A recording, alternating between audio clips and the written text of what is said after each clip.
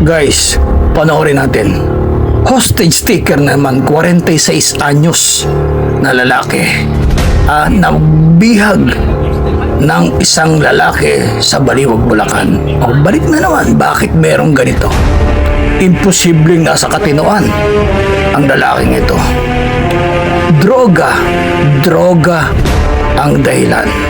Hindi ka gagawa ng isang bagay na makakaalarma sa taong bayan kung nasa katinuan ka ng pag-iisip mo. Yan ang sinasabi ng dating Pangulo. Protektahan niya yung mga inosenteng tao. Kaya ito maliwanag Maraming nagagalit sa dating Pangulo. Gagalit ang NPA.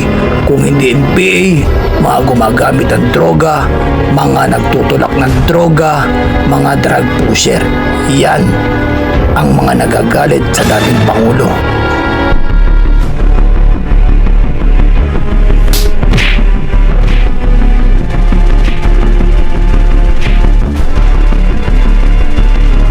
O bakit ka magagalit? Marami namatay na inosente. War on drugs. Diba? Meron bang gerang walang collateral damage? Masakit sa puso ng bawat isa na minadamay.